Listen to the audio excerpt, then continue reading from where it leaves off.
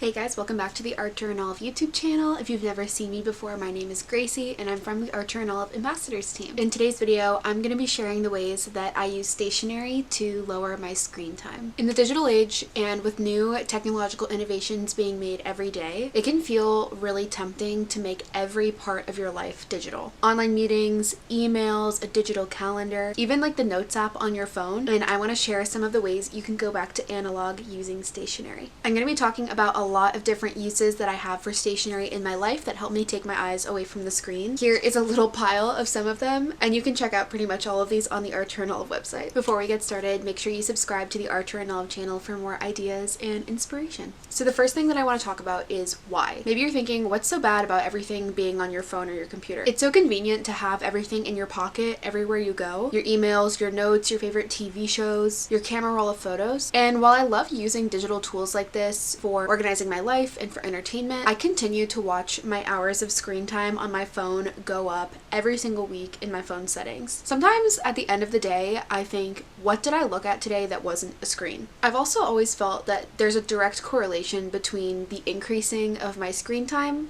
and the decreasing of my mental health. Endlessly scrolling has always led to fatigue for me, and getting back to analog has helped me to get my head out of the gutter and also lessen my need for the instant gratification that screen time can provide. Several years ago, I realized that if I was going to have a life away from my screens, I needed to make time for it. Analog hobbies like journaling and drawing came back into my life, and I realized how much I really valued that time away from my screens. Even though most of the day I have to be on the computer for work, I really cherish the after work hours where I can put my screens away and focus on something that is real and right in front of me. So here are the ways I reverted back to analog in different areas of my life. The first thing I'm going to be talking about is work life. For me, doing anything work related involves looking at my computer. I have a remote job that constantly revolves around looking at screens, from work meetings on Zoom to using all the software that make my design job possible. So it's really hard to convert anything that I actually have to do for work to analog. But one of the ways I like to use Stationery during the day is by using a notepad or a memo pad to take notes during meetings. That's something that I actually used to do just in the Notes app on my computer or in a word processor document. But not only does it feel nice to have something tangible to look away from the screen for, especially during like an hour-long Zoom meeting, but writing actually has more benefits. It's been proven that you're more likely to remember something if you actually write it down as opposed to typing it. So I know that I'm committing a lot of the notes that I take during meetings or doing QA sessions,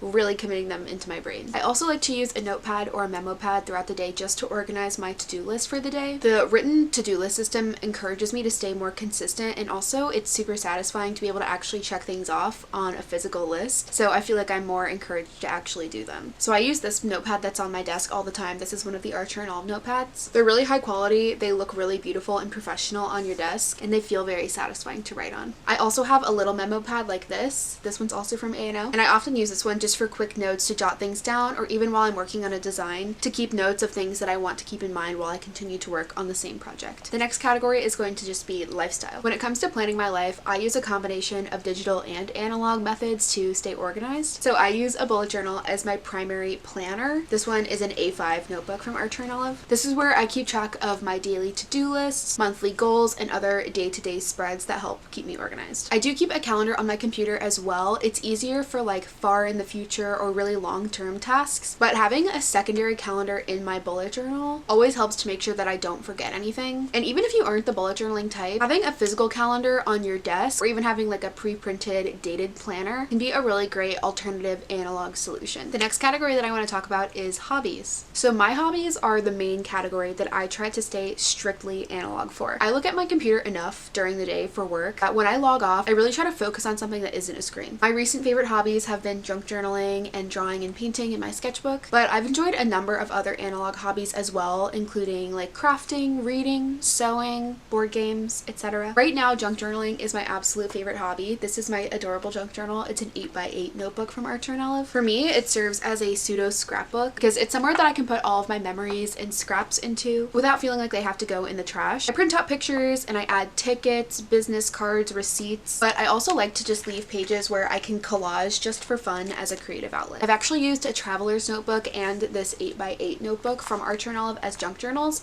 and I really like both of them them because the unconventional proportions make you really need to be creative with how you lay things out. And the last category that I want to talk about is travel. When it comes to travel, I often feel glued to my phone because I'm trying to take pictures and videos to remember things by. I'm looking up maps, I'm translating things. And while I like having like pictures and videos to look back on, I also really like to have an analog way of documenting my travels as well. So I keep a miniature journal with me while I'm traveling. This is actually an A6 from Art Journal. It's super tiny, and I write a journal entry at the end of every day during a trip. I tend to forget things quickly, so having a place to jot down little things like the names of restaurants, things that I ate, or even just little jokes and memories from the trip is so convenient to have. And since it's super small, I can easily slip it into my bag no matter what I'm traveling with. I actually do already have a full video on the Art Journal YouTube channel of me setting up this exact travel journal, and I go more in depth on the spreads that I have inside of here. And that's it. Those are all the ways that I'm trying to reduce my screen time by using Stationery. If you have any other ideas, I would love to hear them in the comment section of this video. Like I said at the beginning, I feel like there is such a direct correlation between having too much screen time and my mental health getting worse. So having a lot of hobbies like this that include pulling myself away from the screen, being in the moment, touching something real right in front of me have always felt so helpful to have. If you want to see some more from me, you can follow me on my little corner of the internet. You can find me on YouTube and Instagram at Gracie Creates and on TikTok at Groovy Gracie Creates. And I'll see you next time I'm on the Art Journal channel.